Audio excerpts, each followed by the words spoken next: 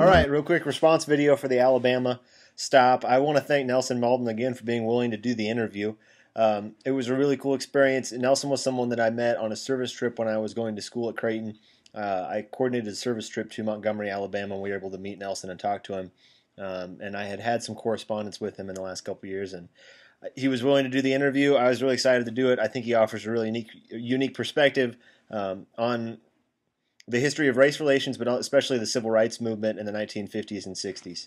So again, thank you to Nelson, and I hope you guys liked it. I know it was kind of long, but I think there's a lot of valuable information. I encourage you to share the interview. I think Nelson's excited to talk about his life and his experiences, and the more his story can get out there, I think the better. So I do encourage you to share.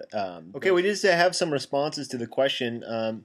The first came from Julian C., and he asked, has Nelson ever cut the hair of other civil rights leaders? I don't think so. I don't really know, Julian.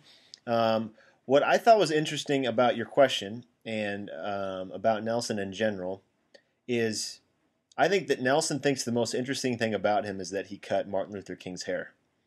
And that's definitely an interesting thing. And to have known Martin Luther King and interacted with him in a interpersonal way is very, very cool and very unique to interact with one of the most important people in United States history.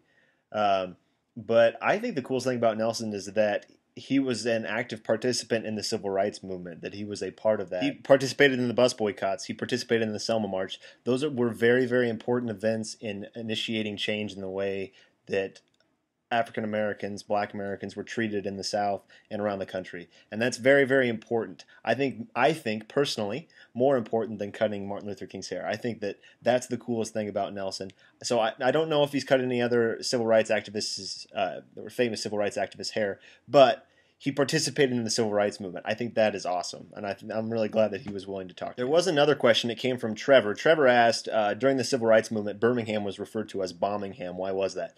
It was referred to as Bombingham because of the violence enacted against civil rights activists and also those that went along with integration after the striking out of Plessy versus Ferguson. So there was a restaurant in Birmingham that was firebombed. That, and I think initially was what got Birmingham. It got a lot of national press. That's what got the name of Bombingham. But there was also a lot of pipe bombs used against civil rights activists, both in Birmingham and also in Montgomery. If the parish, Martin Luther King's parish house, which was that little White House at the beginning of the video. If you go up on the steps of that and you look on the deck, there's a giant chip missing out of the deck, out of the concrete, and that was left from a bomb that was thrown onto Martin Luther King's deck during the Civil Rights Movement. So that's where the name Bombingham comes from. That is evidence of the violent discrimination that civil rights activists experienced in the 1950s and 60s. I changed locations. Just kidding. Let's do the scores real quick, and then we'll move on to the next preview video for the next state.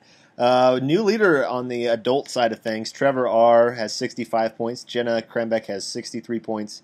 Jill has 12 points. Mr. Moore has 3 points. From a student perspective, Julian C. is in a commanding lead with 54 points. Natalie B. is in second with 19 points. Olivia M. is in third with 14 points. Maggie H. is in fourth with 12 points, and she's tied with Lily K. And then Frank N. has 10 points. Trenton W. has 9 points, and now we're just getting down to the nitty-gritty. Those that guessed correctly were, let me make sure I get the names right here. I believe Brock M. is up to 6 points. And, yep, so Brock, Julian, and Natalie were all the correct guessers, along with Jenna. So that's the responsibility for Alabama. Stay posted for the next preview, which will be up very shortly.